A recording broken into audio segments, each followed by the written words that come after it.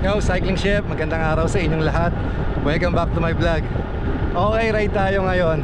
We're doing threshold workout 6x10, sana matapos natin. Bali 6 minutes times 10 ng power within threshold. May threshold of course. Yun. And then suot na natin yung bago nating helmet from K Plus Champ Bike PH. This is the new Nova with MIPS Air Nut. As usual, the Nova helmet is a cool helmet, cool design, breathable, a bit aero, pero now with MIPS technology.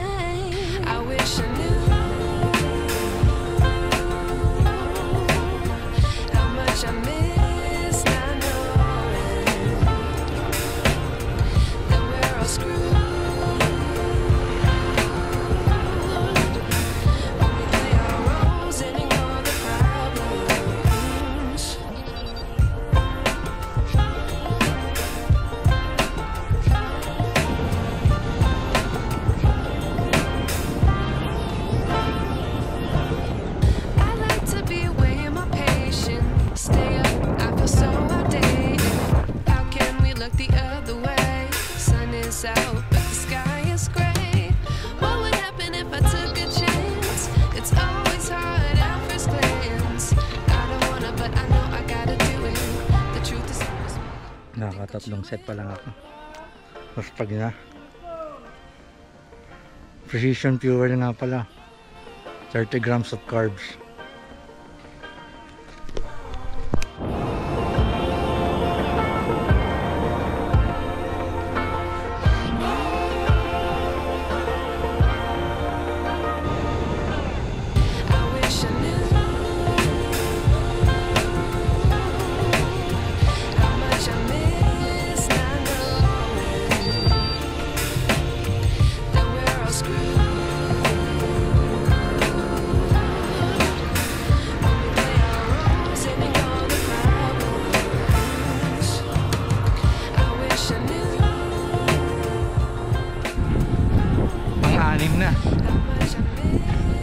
Hindi ko na maabot yung target power sa dulo. Pababa na ng pababa.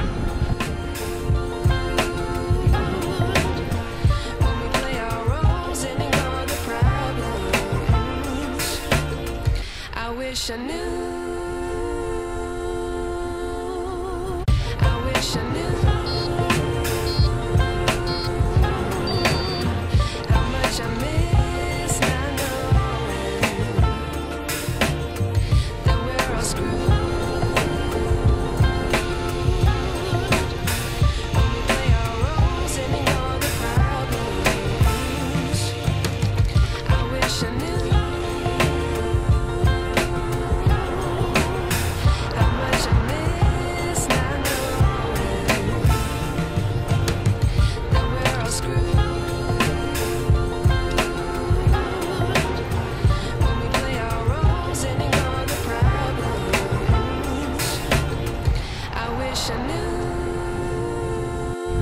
Okay guys, I'm done.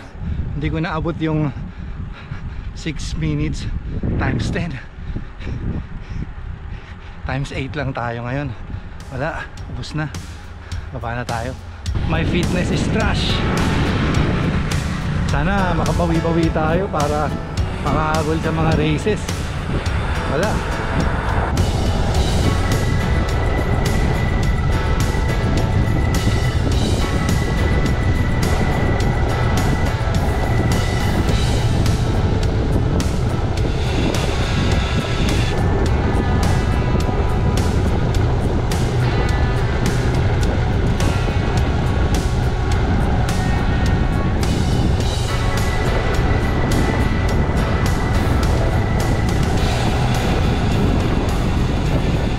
Ayos yung helmet ko, kulay pa ng kotse oh.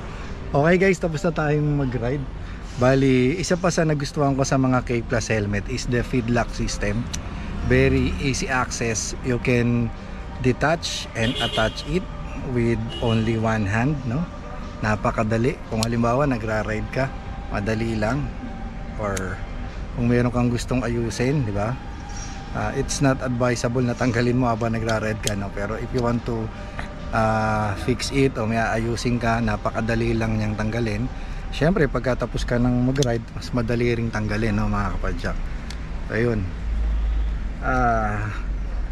So again, same design pero marami silang color na ino-offer ngayon. You have the misty purple, yung mustard yellow, yung matte black, at itong cement gray na gamit ko ngayon.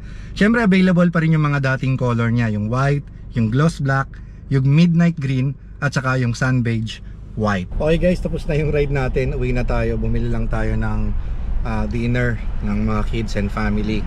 Tapos uwi na tayo. Pakita ko lang sa inyo yung difference ng Nova without the MIPS at saka yung Nova with MIPS air node pag uwi sa bahay.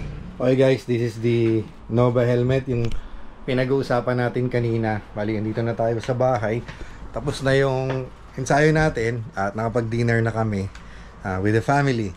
And again, I would like to take this opportunity para i-share sa inyo itong K-Plus Nova helmet with MIPS air node technology.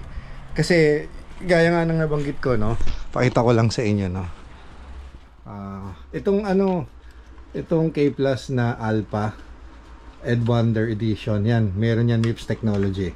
Pero itong yung Nova, yung dating Nova, yun, wala siyang MIPS technology.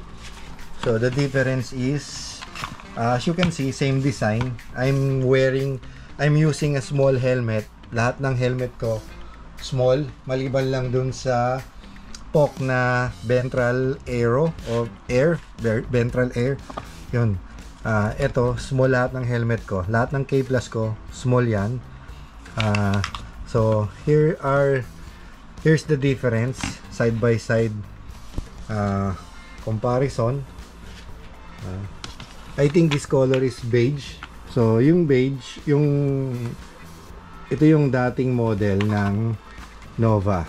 Yan, wala siyang MIPS technology. Pero again, it's with feed lock system. Ayan.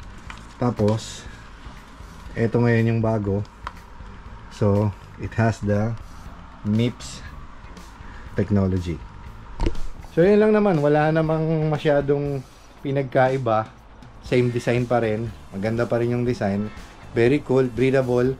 A bit aero. Hindi siya kagaya ng ibang mga helmet ko na may aero capabilities. Pero, when it comes to comfort and breathable, no, gusto ko yung Nova kasi maganda yung airflow niya, mga kapadyak. So that's it. That's the difference between the Nova non-MIPS and the Nova MIPS air node.